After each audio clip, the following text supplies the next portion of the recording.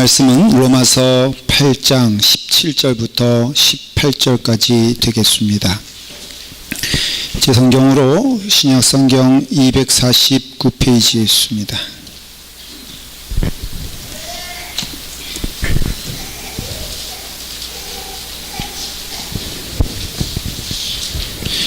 로마서 8장 17절부터 18절까지 찾으시면 우리 다 같이 함께 읽도록 하겠습니다. 로마서 8장 17절, 18절 되겠습니다. 다 같이 함께 봉독하겠습니다. 자녀이면 또한 상속자 곧 하나님의 상속자요 그리스도와 함께한 상속자니 우리가 그와 함께 영광을 받기 위하여 고난도 함께 받아야 할 것이니라. 생각하건대 현재의 고난은 장차 우리에게 나타날 영광과 비교할 수 없도다. 아멘. 기도하겠습니다. 아버지 하나님, 하나님의 말씀 선포하게 하시고 그 말씀 가운데 아멘하게 하시며 그 말씀을 따라 살아가는 주의 종들 되게 하여 주시옵소서.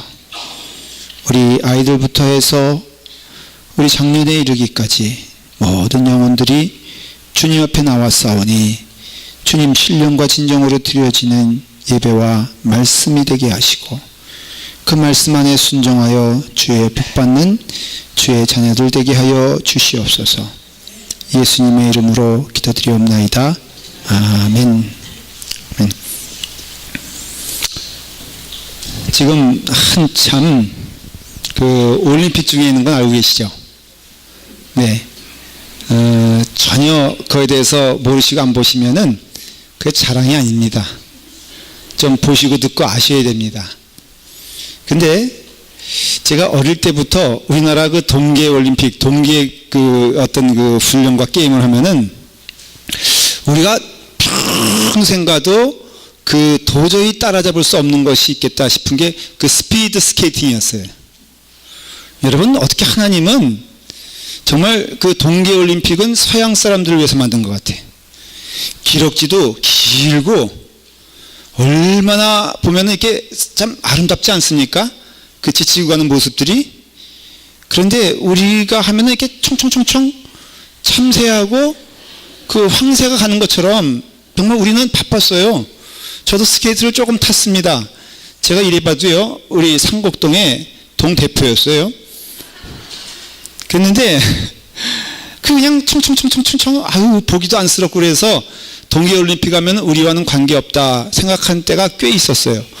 제가 어린 시절에는 그래서 동계올림픽 하면은 뭐 거기에 끼지도 못했지만 우리나라가 특별히 딴 건 몰라도 이 스피드 얼마나 파워 있게 나가야 됩니까?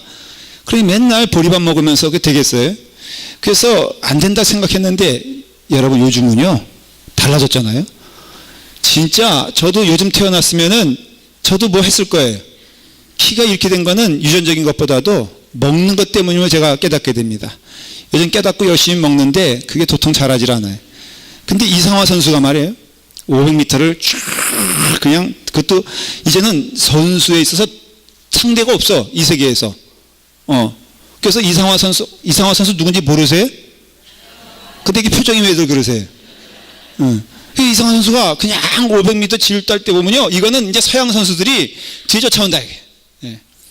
금메달을 땄잖아요. 근데 금메달 따는 거 이렇게 보면서 금메달을 대체 어떻게 땄을까 하고 묵상해 봤더니 하나님이 계시를 주셨어. 시합에 나가야 금메달 따는 거예요. 모르셨죠, 여러분들? 아셨어요, 그거? 금메달은 어떻게 따느냐? 시합에 나가야 돼. 나는 금메달 까매니 시합 필요 없습니다. 이런 사람 여러분 금메달 못 땁니다. 적어도 금메달 따기 위해서는 그 시합에 나가서 컴피티션 해서 경쟁해서 이겨야지만이 금메달 따는 거예요. 오늘 이것만 알아도 오늘 설교 끝입니다. 제가 한번 사진을 본 적이 있어요. 이상화 선수의 발 그래가지고 허벅지도요 제 허리하고 비슷해. 근데 그 발을 이렇게 맨발을 본 적이 있는데 여러분 한번 보시면요 얼마나 굳은 살이 배겼으면은 그 금메달 정도 따는 사람들은요, 그냥 되는 게 아니라 이거예요. 이제 좀 있으면 김연아 선수가 이제 언제 하죠? 그날을 위해서 특별한 우리 새벽 기도를 해야 될 줄 믿습니다. 근데 김연아 선수 발도 보니까요, 진짜 그 발은 너무너무 안 됐어요. 근데 그러한 수고와 고생 가운데 금메달이 있다. 여러분, 신앙의 금메달은요, 우리가 고난을 통하여 영광에 이른다고 오늘 하나님이 우리에게 말씀해 주셨어요. 이게 결론이에요. 여러분들은 영광만을 생각하고 금메달만 따는 것만 그렇게 보기 좋고 환호하고 그러는데, 금메달을 따기 위해서는 그가 고생하고 고난당하고 또 수고하여 시험에 이겨야지 금메달 따는 것처럼, 믿음에 있어서도 은혜로 구원받은 우리들에게 성령님이 우리에게 요구하시는 것이 있다면 뛰자는 거예요. 하나님이 함께 하시겠다는 거예요. 성령님이 인도해 주실 테니까는 이거는 이기는 싸움인데, 이기는 싸움이라도 땀 흘리고 수고하여 하나님과 함께 가라는 것이에요. 이것이 신앙의 기쁨이다라고 말을 해요. 여러분, 신앙의 기쁨은 우리가 고난받을 때 있는 것임을 알 수가 있어요. 이것이 우리에게 유익하며, 이것이 우리에게 영적인 열매가 되며, 이것이 하나님이 우리에게 말씀하시고 또 인도하시는 성도들의 삶인 것을 알 수가 있어요. 그래서 고난 가운데 거하기를 거부하거나 게을리하거나 싫어하거나 실패하는 영혼은 하나님 주시는 은혜 가운데 그 은혜의 풍성함을 체험할 수가 없습니다. 우리가 예수 그리스도를 믿어 어떻게 되었느냐? 구원받았습니다. 무엇으로서 구원받은 줄 아십니까? 죄로부터 구원받은 거예요. 우리가 구원받았다면 물질로부터 구원받은 것 아닙니다. 우리의 재능의 한계에서 구원받은 것 아닙니다. 우리의 능력의 부족함에서 구원받은 것 아닙니다. 여러분, 우리는 죄로부터 구원받았습니다. 죄는 우리로 하여금 하나님을 거역하게 만들며 이 땅에서 불행하게 살게 하고, 그 마지막에는 그 죽음을 불행한 죽음으로 만들어 버립니다.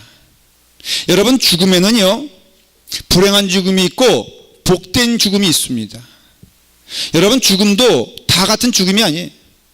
우리가 지옥에 떨어지면 그것은 불행한 죽음이고, 우리가 천국 가면 그것은 복되고 감사한 죽음인 것을 성경은 말해주고 있는데, 죄는 우리를 이 땅에서도 괴롭고 힘든 삶을 살게 하지만 우리의 마지막에는 영원한 지옥불에서 정말로 뜨거운 곳에서 슬피 울며 이를 가게끔 만드는 것이 바로 죄의 실체인 것을 알 수가 있습니다. 거기서 우리는 구원받아 예수 그리스도를 믿어서 이 땅에서는 죄로부터 해방된 삶을 살게 하시고, 영원한 나라에서는 죄 없는 세상에서 참으로 복된 삶을 살라고 하나님이 우리에게 구원을 주신 줄 믿습니다. 여러분, 신자의 행복은 천국 가는 것만 통해서 행복이 있는 것이 아닙니다. 여러분, 신자의 행복은 두 가지가 있는데, 그것은 미래적 행복과 현재적 행복이 있습니다. 다른 말로 하면은 미래적 구원과 현재적 구원이 있다는 것이에요. 미래적 구원은 요한계시록에 묘사가 되어 있습니다. 처음 하늘과 처음 땅은 없어졌고 바다도 다시 있지 않더라. 모든 눈물을 그 눈에서 닦아주시니 다시는 사망이 없고 애통하는 것이나 곡하는 것이나 아픈 것이나 다시 있지 아니하리니 처음 것들은 다 지나간다. 이게 영원한 나라에는 눈물도 없고 고통도 없고 그런 의미에서는 시험도 없습니다. 그런데 현재적 구원을 누리는 이 땅에서의 삶은 눈물도 있습니다. 고통도 있습니다. 아픈 것도 있습니다. 신자들은 이 부분에서 오해하시면 안 됩니다. 여러분, 이 땅에 살면서 예수 그리스도를 믿는 믿음의 공동체나 예수 그리스도를 믿는 지체들이나 우리의 삶에 있어서 고통도 있습니다. 어려움도 있습니다. 파도도 있습니다. 그러나 그것을 이기는 것이 복이다 라고 말하고 있고, 우리는 그 가운데 있다는 것을 성경은 말해주고 있습니다. 아이를 키우다 보면은 아픈 것은 필연 아니겠어요? 아파야 크는 거 아니겠습니까? 그래서 오죽하면은 그 아이는 아프며 큰다라고 말하지 않습니까? 마찬가지로 우리 신앙에 있어서 여러분 눈 감고 보지 마십시오. 눈 뜨고 보십시오. 귀를 닫고 말씀을 듣지 마십시오. 귀를 열고 말씀을 열어보십시오. 오늘 말씀의 본문을 제가 다시 한번 읽어보도록 하겠습니다.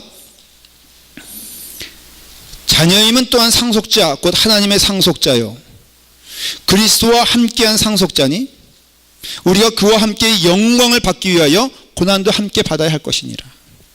생각하건대 현재의 고난은 장차 우리에게 나타날 영광과 비교할 수 없도다라는 것이에요. 여러분 17절에 보니까 영광을 받기 위해서는 반드시 뭐를 받아야 한다고 하고 있습니까? 고난을 받아야 한다는 거예요. 그러니까 영광은 고난 없이는 없다는 뜻이고 신자에게 있어서 고난이라는 그 항목은 내가 숨쉬는 것과 똑같은 것과 마찬가지라는 것이죠. 내가 살아있으면 숨쉬는 것처럼 내가 신자의 길을 가고 성도의 길을 간다면은 여러분 고난은 피할 수 없는 것이며 피하지 말아라. 왜? 그것이 영광이요 축복이니까. 해산의 고통이라고 그러잖아요. 자, 제가 한번 우리 물어볼게요. 해산하고 고통은 다른 겁니까? 이것도 고민하고 대답하셔야 돼요. 해산하고 고통은 같은 겁니까? 다른 겁니까? 해산은 즐거운 거죠. 아이를 낳는 것만큼 지금 저기 뒤에 애들이 있는데 애들이 분유를 하도 먹어가지고 미웁니까? 기저귀를 많이 바꿔가지고 좀 싫으십니까? 아니잖아요. 그러니까는 해산은 즐거운 것인데 난 고통은 싫어. 그럴 수 없다는 것이죠. 해산을 위해서는 고통이 있는 것처럼 여러분들의 신앙생활에 있어서 No cross, no glory. 십자가 없는 영광은 없어요. 예수 그리스도의 부활은 반드시 예수 그리스도의 십자가가 있어야지만 부활이 있는 것처럼 우리 신앙생활에서 오늘 이 시간 저는 고난에 대해서 말씀을 드리는데 고난은 감히 말씀드리건대 축복의 가장 축복임을 성경은 말해주고 있어요. 여러분 고난이 있기 때문에 우리에게 영광이 있는 것이고 우리는 고난이 있기 때문에 열매가 있는 것이고 여러분 가을에 그 사과가 탐스럽게 열리기 위해서는 여름에 그 폭풍우도 이겨야 되고 봄에 뜨거운 햇빛도 이겨야 되고 해지만이 여러분 가을에 열매를 맺는다. 그것뿐이에요. 가을에 혹독한 추위를 이겨야지만이 그 나무가 건강하게 열매를 맺을 수 있다는 것은 자연의 법칙이요 또 하나님의 법칙인 것을 알 수가 있다는 것이죠. 우리 신자들은 늘 복을 사모하고 그렇기 때문에 모든 일에 있어서도 복이 있으면 좋겠다 늘 같습니다. 그 대표적인 게 신명기 28장 1절이거든요. 여호와께서 내게 세계 모든 민족이 뛰어나게 하실 것이라. 한번 같이 읽어보시죠. 보겠습니다. 자, 시작. 성읍에서도 복을 받고 들에서도 복을 받을 것이며 그 다음에 내 광주리와 떡반죽 그릇이 복을 받을 것이며 내가 들어와도 복을 받고 나가도 복을 받을 것이니라. 여러분 이대로 되기를 간절히 축원합니다. 받기 싫으세요? 자, 이대로 되기를 간절히 축원합니다. 예, 이거 유명한 말씀이에요. 내가 들어와도 복을 받고 나가도 복을 받을 것이니라. 근데 이 말씀만큼 신자들이 오해하는 말씀도 없습니다. 이 말씀은 어떻게 이해하냐면은 남들 다 망하는 곳에 가도 내가 식당 내면은 된다 이거예요. 왜? 내가 믿음이 좋으니까. 여러분 제가 화근코 얘기하는데 남들 망하는데 나 믿음 좋다고 식당 내면은 망합니까 안 망합니까? 망합니다. 그건 기도 100번 해도 망하게 돼 있어요. 그러니까는 식당은 어디다 해야 되는 줄 아십니까? 목이 좋은 곳에 해야 되는 것이에요. 또 음식 솜씨가 좋아야 되는 겁니다. 그렇기 때문에 우리 신자들은 그래요. 남들 다 아파도 나는 절대 안 아파. 그럴 수 있습니까? 여러분 믿음 좋은 사람은 모든 것에 있어서 다 형통합니까? 믿음 좋은 사람은 남들 허리 삐끈할 때 자기는 허리 튼튼합니까? 오늘 말씀을 준비하고 저희 아침 예배를 준비하는데 7시 반에 전화가 왔어요. 목사님 7시 반에 오는 건 안 좋은 전화거든요. 그 목소리가 도저히 못 알아듣겠어. 근데 뭐 무식이 그러는데 저는 그 잘못 알아들어가지고 무슨 딴 분인 줄 알고 아유 집사님이세요? 그랬더니 뭐 못 알아들 막 하는데 결론은 자기가 허리가 아파가지고 지금 도저히 교회를 못 가게 되었으니 목사님 이해해달라는 거예요. 그 누구냐면은 송전도사님이야. 여러분, 누구는 아파도 그 사람은 아프면 안 되지. 네? 얼마나 등발이 좋습니까? 전 정말로 그런 분들 별로 안 좋아하는데 제 스텝을 할 수 없이 뽑았어. 근데 이만큼 키 크죠? 자기 농구 선수라고 맨날 말하지요? 그 다음에 뭐 몸은 튼튼하다 그러죠? 몸 또 얼마나 뚱뚱해. 그러니까는 여러분, 송전도사님이 아프다고 전화 왔고 허리가 아파서 이러고 있대요. 전도사로서 자격이 있습니까? 없습니까? 예? 있어 없어요? 있어요? 아프면 안 되지. 제가 감기 걸려 죽겠다 그러니까는 누가 다 그러더라고. 목사님 기도하셔야죠. 그러니까 아니, 기도하고 감기 걸려 한 거 무슨 상관이야 대체. 목사님 그거 아닙니다. 영역이 좀 부족하니까는 그게 다 바이러스가 들어온.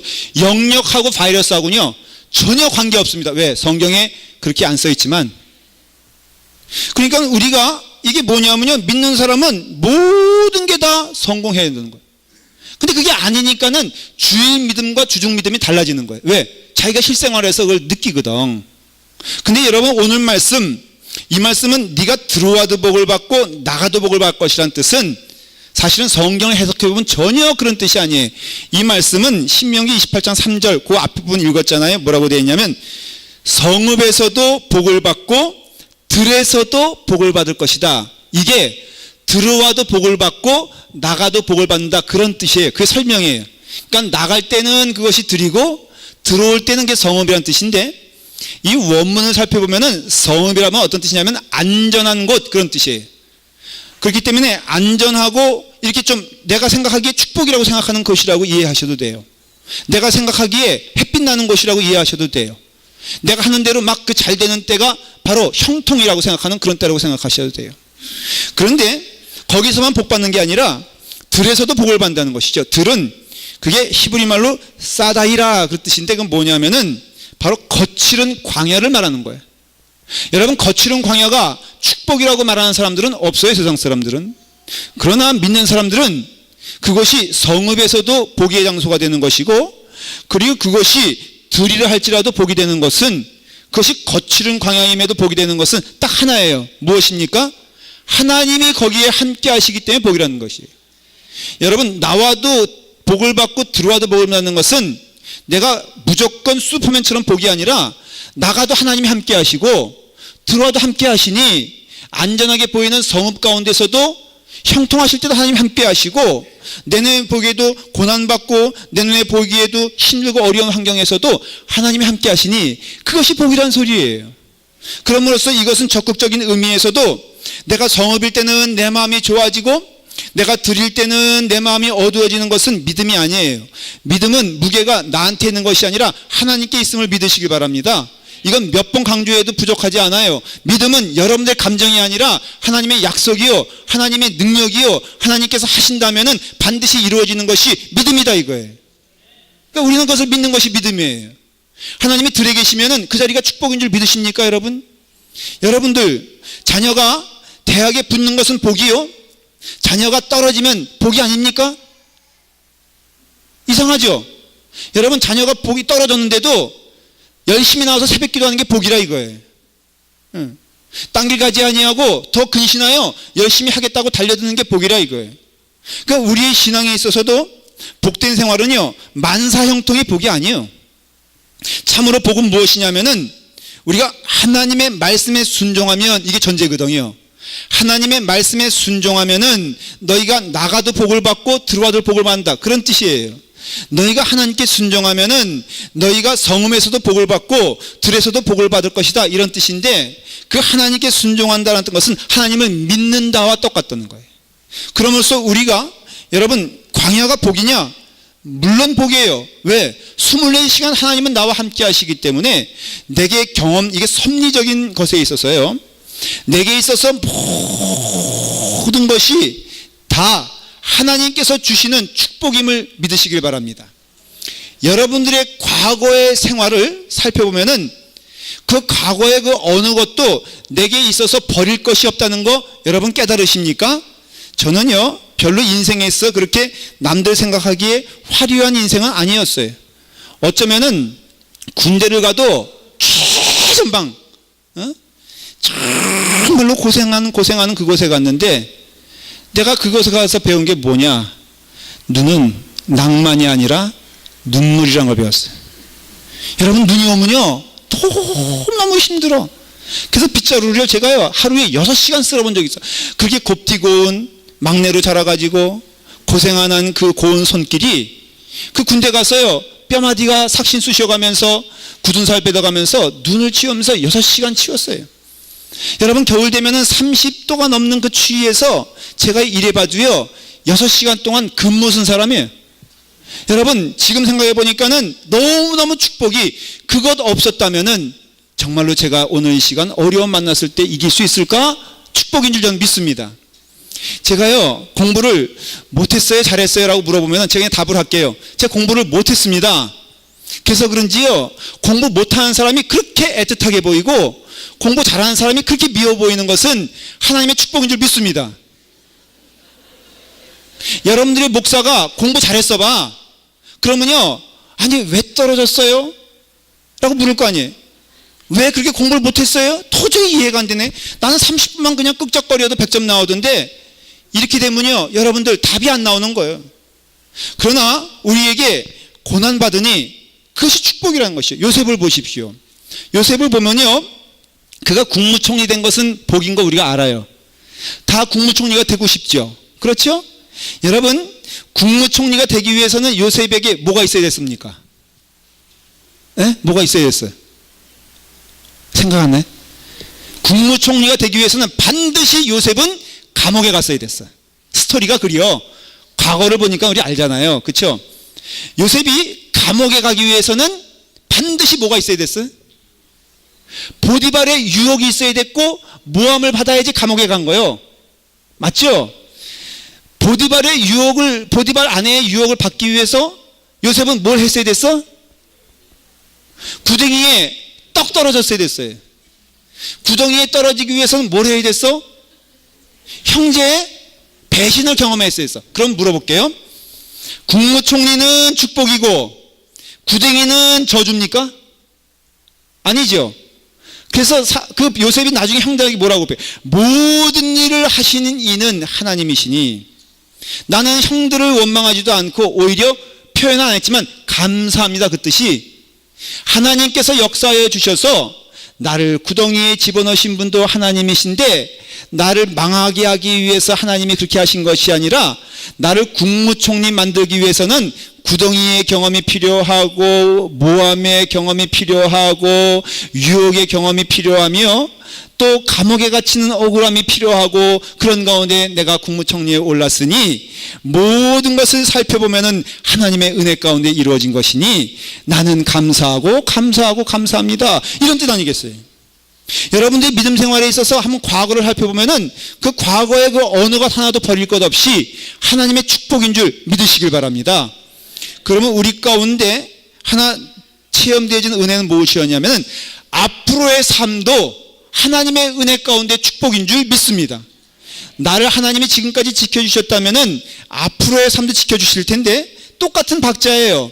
영광을 얻기 위해서는 고난 가운데 거해야 되는 것은 당연한 것이요. 또 다른 꽃을 맺게 하기 위해서는 추위를 이겨야 되는 또 봄날의 그 날카로운 바람을 이겨야 되는 것이 마찬가지인 것처럼 여러분들이 또 하나의 하나님의 열매를 맺기 위해서는 반드시 고난 가운데 걸어갈 수밖에 없는 것이 믿음의 약속인데 이 고난을 고난이라고 여기지 말고 하나님의 은혜요 축복이라고 믿고 그날 함께 가시기를 간절히 바랍니다. 수영을 좀 제가 배웠어요. 수영을 배웠는데 수영을 배우면서 깨달은 게 있어요. 수영을 잘하기 위해서는 머리를요 물속에 콱 박아야 돼. 그리고선 그 숨을 참아야 되고 이겨야 되고 폐활량을 넓혀야 돼. 괴로운 일이죠. 그러나 수영을 잘하기 위해서는 지금도요 머리 살겠다고 머리 내미는 사람 치고 수영 잘하는 사람 못 봤어요. 수영을 잘하려면 자기가 죽어야 되는 거예요. 믿음 생활도 마찬가지예요. 여러분 신앙생활에 있어서 초신자라면 모를까?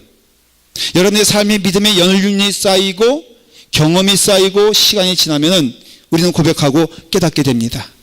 하나님께 주시는 은혜 가운데 고난은 우리의 삶에 있어서 축복이요 십자가는 고통이 아니라 감사요 사용하신 것을 기뻐하면서, 그래서 십자가 없는 부활은 없다는 말이 예수님께만 적용되는 것이 아니라 우리에게도 동일하게 적용이 됩니다.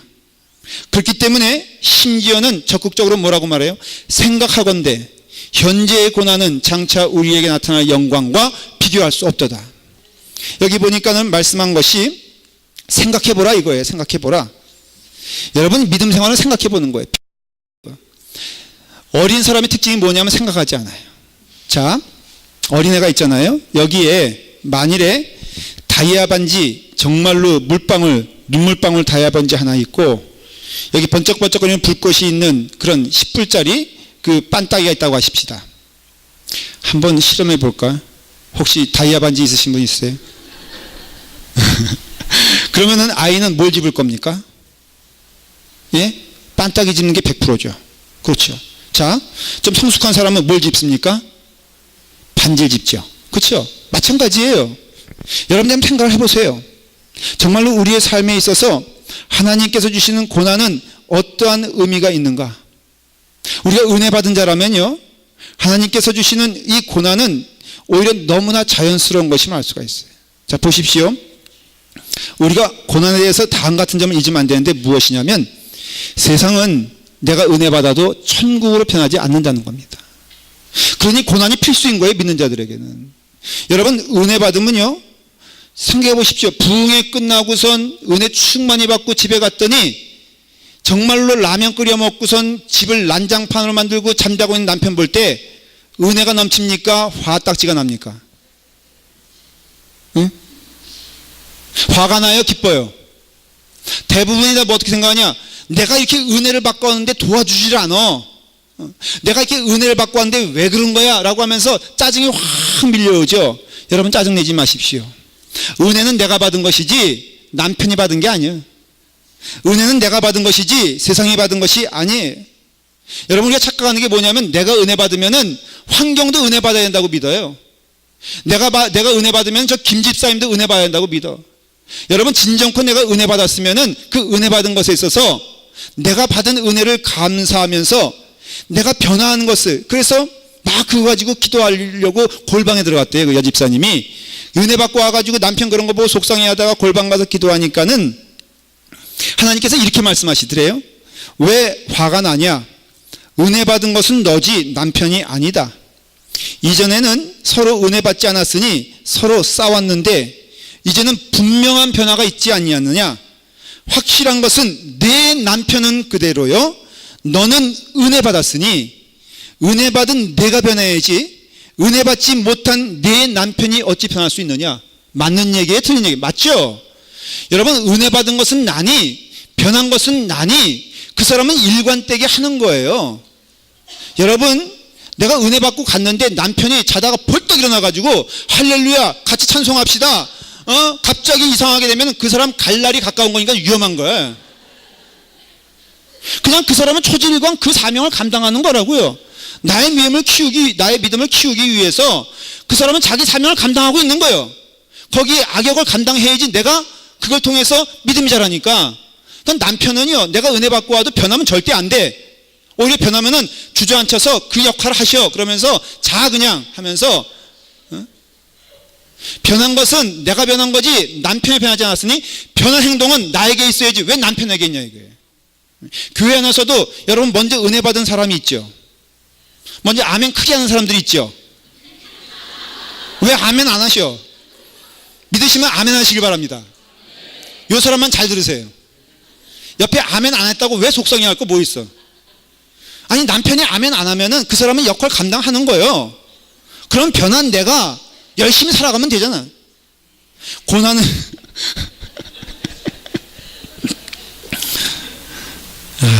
참 하나님께 주시는 은혜가 많을 줄 믿습니다. 고린도후서 4장 16절 제가 읽어볼게요. 그러므로 우리가 낙심하지 아니하노니 우리의 겉사람은 낡아지나 우리의 속사람은 날로 새로워지도다. 그 다음 말씀 들으세요. 우리가 잠시 받는 환난에 경한 것이 지극히 크고 영원한 영광에 중한 것을 우리에게 이루려 함이니 우리가 주목하는 것은 보이는 것이 아니요 보이지 않는 것이니 보이는 것은 잠깐이요 보이지 않는 것은 영원하다 그랬어요. 사랑하는 여러분, 성령님이 우리의 고난을 영광으로 바꿔주실 것을 믿습니다. 예수님의 이름으로 그 일을 하면은 무겁지 않아요. 우리 자꾸 인간으로 하려다 보니까는 무겁다 하는데, 신자의 생활은요, 환경이 변해서 신자의 믿음이 자라는 것이 아니라 내가 변하여 하나님의 은혜 가운데 감당할 수 있는 능력을 하루하루 주셨으니 감사함으로 그 일을 감당하면서 좀 미끄러질 때도 있지. 그럼 그것도 주님께 맡겨가면서, 주님 속상해서 못하겠어요. 여러분, 모든 것에 있어서 주님께 나와 기도하면은 답이 있을 줄 믿습니다. 제가 이것은요, 신앙의 경험으로 말씀드리는데 너무 속상해하지 마세요. 사람들이 알아주지 않는다고, 사람들이 도와주지 않는다고, 그 일을 위해서 나를 사용하신 거 아니겠어요? 하나님 나를 먼저 은혜 받게 하신 분, 요셉으로 하여금 모든 민족을 다 구원시켰잖아요. 한 사람으로 인해서. 그가 고통을 많이 겪었지만 그 고통은 축복의 고통이요. 형제들은 그런 고통 안 겪었어요. 그러니까는 우리가 은혜 받았다면은, 우리가 축복을 받았다면은 감당할 만한 은혜 주신 줄 믿고 그 일을 여러분 기쁨으로 감당하시기를 바랍니다. 예를 들어서 우리 두려움이 좀 나갔다고 요즘 얘기를 많이 해요. 그래서 저것이 참 새 것이 필요하다고 누군가 얘기를 합니다. 그러면은 제가 누구에게 고난을 주겠죠, 이제. 그렇죠? 예산은 없습니다. 그러면 제가 초신자한테 얘기하겠어요? 중신자한테 얘기하겠어요? 물어봐요. 여러분, 중신자한테 얘기하겠습니까? 아니면 고신자한테 얘기하겠습니까? 그렇죠? 그럼 장로님 한 사람 불러다가 얘기합니다. 장로님, 제가 장로님께 복 줄게요. 뭔데요? 저 사내요. 여러분, 그것이 복이요 축복인 줄 믿으시길 바랍니다. 네. 아니, 장로님이 해야지 무슨 연관 없는 사람들도. 네. 그러니까는 우리가 믿음에 있어서요, 그렇게 하나님의 축복은 어떻게 보면 사명을 통해서 나온다 이거예요. 교회에서 이 원리를 깨닫지 못하면 맨날 교회 옮겨야 돼. 언제까지 옮기시겠어요? 언제까지 상처받았다고 그렇게 눈물 흘리겠어요? 주신 능력인데 사용해보지도 않냐 이거예요. 그것도 사용해보면요, 능력이 생깁니다. 성령의 검은 사용해보시면요, 능력이 되는 거예요. 어저께 여선교회에서 또 온 그냥 부엌을 난리쳐가지고 긴장 아닌 긴장을 했어요. 몇 폭이 했다 그랬죠? 90몇 폭인가 했어요. 했는데 저는요, 그거 도와주지 않았지만 기도하면서 정말로 금식하며 기도했어요. 왜냐하면 모든 교회의 결단은요, 교회 김장할 때 나더라고. 왜? 여선교회 회원들이 딴 때는 얌전하다가 왜 김장을 하면은 왜 그렇게 목소리가 높아지는지 몰라. 왠지 아십니까? 자기 나름대로는 다 30년 40년 해본 거거든. 설교는 누가 안 해보니까는 말이 안 되는데, 김장할 때는요, 자기가 다 전문가야. 그래가지고 누구는 고춧가루 조금 넣어야 된다, 누구는 많이 넣어야 된다, 밀가루는 조금 넣어야 된다, 많이. 그러니까는 누구 한 사람은 밀가루 집어넣고 한 사람은 빼고, 한 사람은 고춧가루 치고 있으면 그 물에다 빨고, 그러다가 또 화가 나가지고 한 점심때쯤 되면은 네가 잘났다 뭐가 잘났다 이런 교회 못 살겠다 해서 그 다음 주일날 절반은 교회 나가는 그런 교회 많이 봤어요. 할렐루야. 한 명도 안 나갔음을 감사하며 하나님께 영광을 돌립니다. 시험을 이기는 것은요, 이게 시험을 이기는 거예요. 어저께 속편하게 누구나 다 그랬겠어요? 틀림없이 내가 알기로는 목소리 큰 사람 한 사람이 이겼을 거야. 누군지 모르지만 나머지 사람들은 다 그냥 고난이겠거니 하고 시험이겠거니 하고 이거 내가 이겨야지 라고 하는 마음으로 누군가 한 사람은 마구 쳤을 것이고 나머지 사람들은 그저 묵묵하게 일을 감당했을 텐데, 그렇게 소리 지르는 사람도 하나님의 사명을 감당한 것이고 그걸 통하여 연단케 하시고 승리케 하시는 하나님께 순종한 사람도 하나님의 영광 돌리는 줄 믿습니다.